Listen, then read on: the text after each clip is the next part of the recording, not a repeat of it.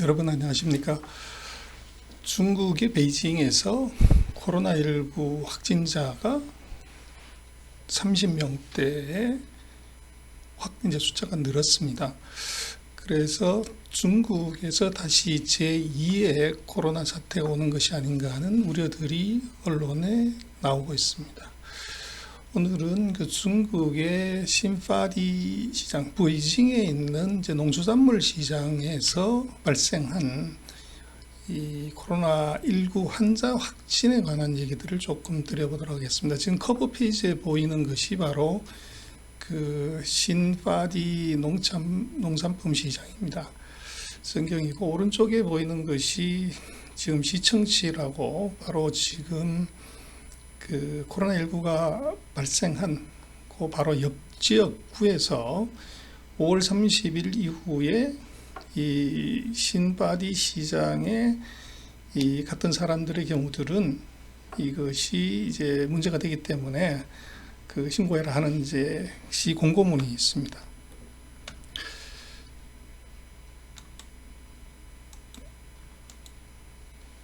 그래서 뭐 베이징이 제2의 우한이 될 것인가를 봐야 되는데, 지금 13일 날 중국에서 그 베이징에서 39명의 환자가 발생을 했습니다.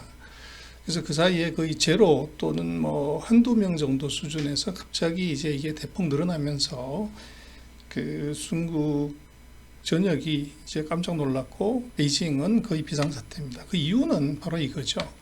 이게 베이징 지도입니다만은 중국의 최고 지도자들, 시진핑부터 이제 리커창 국가 그 부총리급 이상의 지도자들이 모여서 사는 지역이 바로 중남해입니다. 그 자금성 바로 옆에 있는 그 호수가 이제 세 개가 있는데, 그 호수가 위에 게 북해, 가운데가 중해, 밑에가 남해인데, 그 남해하고 중해 사이에 중국 지도자들이 최고 지도자 다 모여 살죠. 그 중남해에서부터 한 2.5km 거리에 바로 그 신파디 농수산물 시장이 있고, 여기에서 이제 환자가 발생을 한 겁니다. 그래서 뭐 사태가 그 숫자가 늘었기 때문에 굉장히 이제 엄중하긴 하지만, 3월 이후에 중국의 신규 확진자는 이 300명에서 200명 선에서 이것이 뚝 떨어져서 이제 뭐 100명 선으로 왔다가 거의 제로까지 갔다가 최근에 이제 57명, 13일 같은 경우에 이 중에서 이제 베이징이 이제 36명인가 그렇죠. 그래서 숫자가 이게 제로 상태에서 올라간 것은 분명하지만,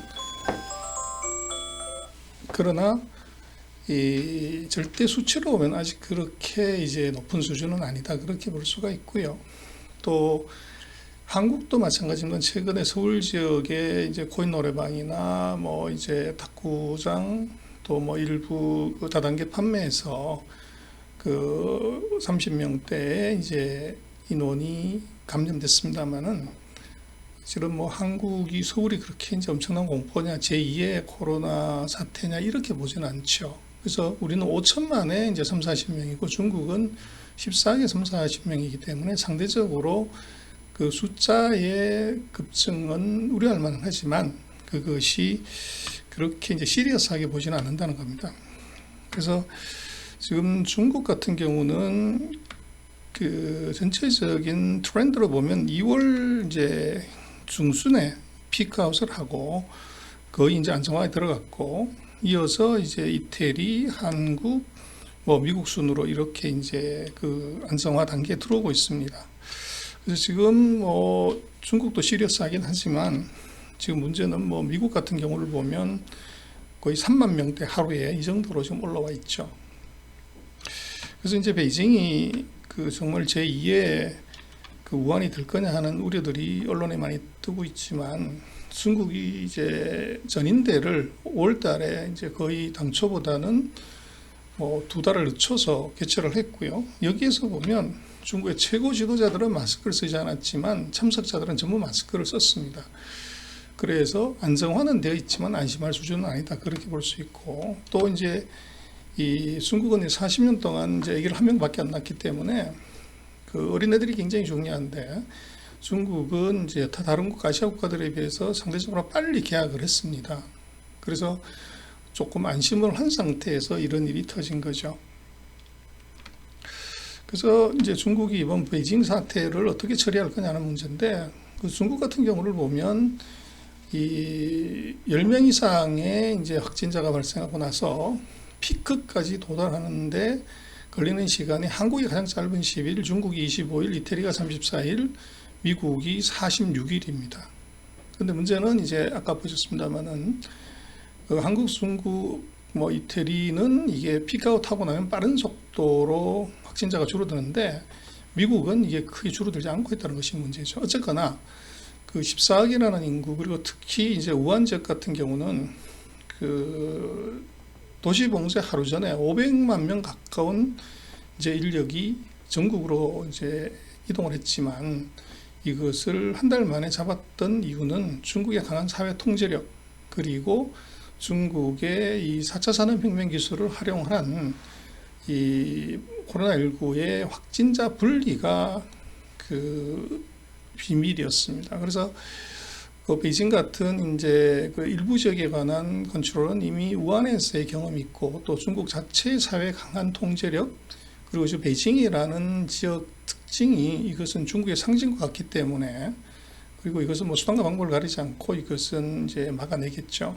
그리고 지금 중국의 최고 지도부하고의 그 거리가 멀지 않기 때문에 아마 바로 조치를 할 건데, 그 순천한 그 국무원 부총리, 이제 위생이나 보건 담당하는 부총리가 어제 그 회의를 했습니다. 거기서 그 엄중한 조치를 하겠다. 그래서 이 얘기는 뭐 그 지역 봉쇄 뭐 이것들 바로 들어간다는 얘기죠. 그래서 이미 그 주요한 지역들, 고시청치, 펑타이치 여기는 이제 지역 봉쇄를, 실질적인 지역 봉쇄를 들어갔고, 그리고 인근 뭐 하이디엔치 같은 경우도 이제 경고 조치가 들어간 상태로 그 발표가 되고 있습니다. 그래서 이것이 뭐 사건의 발생은 엄정할 수 있지만 이것이 중국이 통제를 못해서 다시 제2의 우한 사태가 될 것이냐, 그럴 가능성은 대단히 낮아 보입니다. 근데 재미난 것은 이제 중국이 코로나19 사태 이후에 이것이, 우리도 뭐 이제 방역에 성공을 해서 K바이오를 뭐 수출한다는 말이 많고 엄청난 물량을 수출한 것처럼 보이지만, 중국 같은 경우는 지금 3, 4, 5월, 2월 달에 이제 코로나 안정화가 되고 나서 방역 물자 수출을 2개로 34조 원 했습니다. 그래서 총 수출의 5%, 특히 5월 같은 경우는 전체 수출의 9% 가까운 물량이 방역 물자 장사입니다. 그래서 중국은 지금 이 병 주고 뭐 약 주고 그거 갖고 돈 벌고 있는 이제 이런 상황이고요. 그래서 5월달 같은 경우도 수출 증가율이 이제 마이너스 3.3%인데, 만약에 방역 물자가 없었다고 하면 마이너스 12%까지 가는, 방역 물자가 이게 중국의 수출 감소를 막는 아주 중요한 아이템이 되고 있습니다. 그래서 이게 병 주고 이게 돈 장사하는 아주 이제 묘한 나라가 사실은 중국입니다. 그래서 지금 중국의 경우는 상대적으로 그 뭐 재발의 위험성은 있기는 하지만 뭐 통제를 감안하면 그렇게 리스크해 보지 않는데, 오히려 이제 문제는 세계 전체인 것 같습니다. 지금 그 14일 현재로 보면 전 세계 788만 명이 확진자고 43만 명이 사망을 했습니다. 그리고 지금 놓고 보면 조금 더 이제 문제가 되는 것은 미국이 지금 확진자 수가 200만이 넘고 사망자가 11만 7천 명이 넘어섰는데요. 지금 차트에서 보시는 붉은 색깔들, 당초에 이제 많았던 것이 그 녹색, 유럽 지역, 영국, 스페인, 이태리, 독일, 뭐 프랑스 이런 지역이었는데, 이것이 불과 2주일 사이에 붉은 색깔이 확 늘어났는데, 이것이 브라질, 러시아, 인디아, 페루, 뭐 이란, 칠레, 멕시코, 파키스탄, 소위 말하는 이제 저소득 국가, 제3세계 국가로 이것이 빠른 속도로 지금 확산되고 있고, 지금 브라질이 이게 지금 세계 2위로 올라섰습니다. 85만 명이 감염이 됐고요.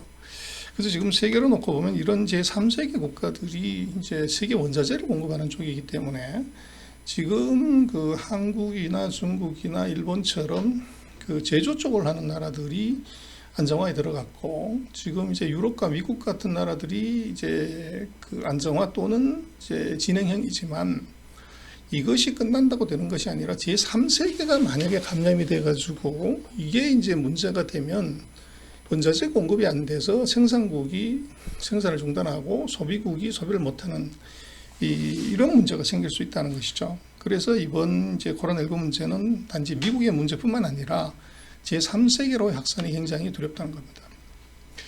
그리고 또 하나 지금 문제는 미국의 확진자 수가 줄지 않고 있다는 겁니다. 지금 보시는 차트가 이 검정색 차트가 바로 미국인데 지금 대부분의 나라들은 피크아웃하고 나면 빠른 속도로 확진자 수가 줄어듭니다.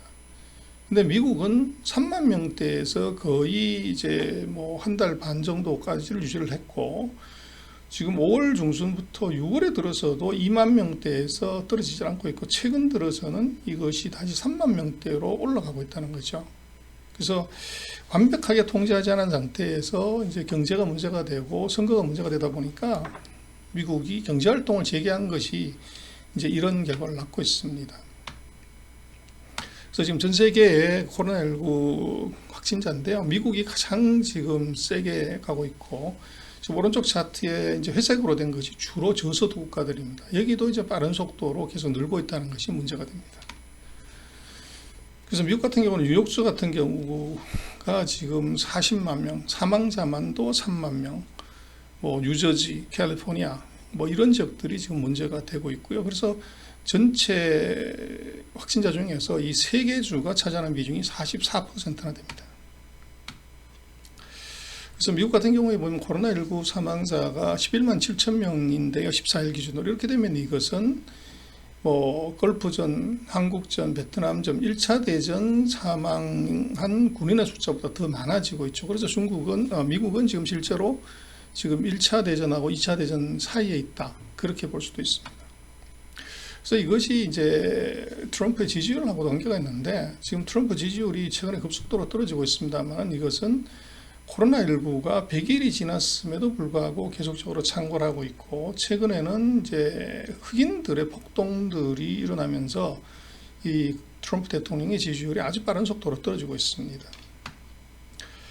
그래서 지금 뭐 미국의 오늘자 신문에 나왔던 겁니다만은 이제 흑인들이 왜 그렇게 세게 데모를 했냐고 하면 지금 흑인, 백인, 아시안, 히스패닉으로 놓고 보면 실업률이 흑인들이 히스패닉 다음으로 높은 16.8이고요. 소득 수준은 가장 낮습니다. 4만 달러 정도. 그리고 지금 치명적으로 코로나19 치명률, 사망률을 보면 61.6으로 10만 명당 미국의 인종 중에서 가장 높다는 겁니다.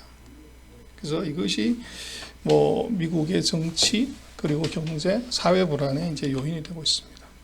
그래서 블랙 앤 화이트의 가계의 부의 정도를 보더라도 그 화이트 같은 경우는 이 102, 블랙은 6, 뭐 이런 정도 비율로 이게 $1입니다. 그 차이가 엄청나게 나고 있고 이거 결국은 빈부격차가 결국은 의료격차로 오고 이것이 이제 어떻게 보면 사회적 불만으로 표출이 되는 그런 현상이 나타나고 있습니다. 지금 미국 같은 경우에 보면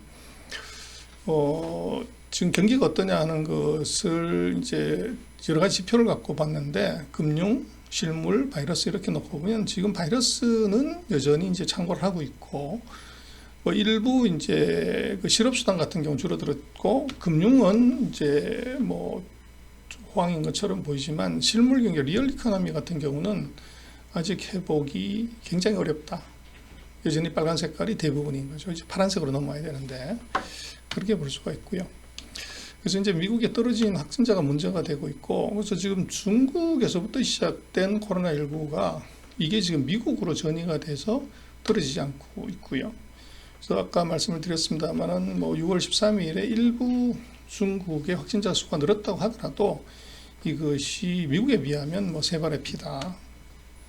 그리고 지금 세계를 놓고 보면 더 이제 난립니다만은 미국의 경우보다도 지금 세계 전체를 놓고 보면 중국이 퍼뜨린 이 코로나 바이러스가 멈출 줄을 모르고 계속 올라갑니다. 이제 동영상 때문에 그림 막힌 다음 차트를 보시면 되는데요.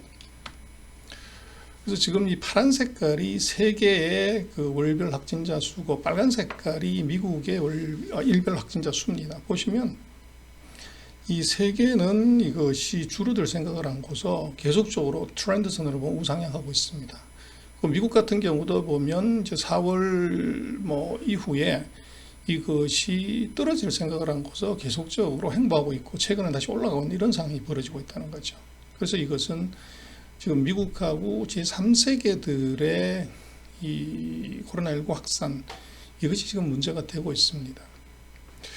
그래서 뭐 전 세계적인 불황 또는 이제 불행에 뭐 모두가 빨리 이게 끝났으면 좋겠지만 지금 뭐 중국의 상황을 놓고 보면 이제 안정화했다가 다시 조금만 방심하면 다시 이제 이게 퍼지는 이런 문제가 있고, 또 중국 같은 경우도 그것이 자체 발생보다는 베이징 같은 경우도 외부 유입의 가능성이 커 보입니다. 그래서 우리는 중국하고 거래가 많기 때문에 빨리 이게 중국의 제조 시설로 우리가 돌아가서 생산 활동을 해야 되는데, 지금 이런 상황이 벌어지게 되면 중국이 외국으로부터의 유입을 두려워해서 아마 인적 왕래들에 대해서 엄격하게 더 통제를 할 수밖에 없는 상황으로 올 것 같습니다. 그래서 코로나19는 뭐 저것이 설사 안정화가 됐다고 하더라도 결코 마음을 놓을 수 없는 일이고, 그리고 이제 대중국 관련한 분야에 있어서는 빨리 중국이 안정이 돼야 우리 이제 수출 기업들 또는 이제 제조 기업들이 그 영업이 정상화되지만, 지금 중국의 베이징의 상황들을 놓고 보면 이것이 그렇게 빨리 조기에 중국이 끝날 가능성이 없고, 또 끝난다고 하더라도 중국으로서는 외부 세계, 서방 세계로부터 유입을 차단하는 그런 목적으로 그 외국 기업 또는 외국인들의 진입을 생각보다 훨씬 더 긴 장기간으로 이것을 이제 막아놓을 가능성이 있어 보입니다. 그래서 뭐 중국 관련되는 이제 비즈니스 쪽에서는 조금 더 답답하지만 시각을 조금 더 길게 이렇게 봐야 될 것 아닌가 싶습니다. 예, 뭐 한국 언론에서 나오고 있는 이제 중국의 북경의 코로나19 문제, 이것이 제2의 우한 사태가 될 것인가 하는 것을 한번 짚어봤습니다. 그래서 뭐 빠른 시간 내에 끝나서 한국 기업과 기업인들이 중국에서 정상적인 경영 활동을 조금 빨리 할 수 있었으면 좋겠습니다. 예, 오늘 차이나 인사이트 여기서 마치겠습니다. 시청해 주셔서 감사합니다.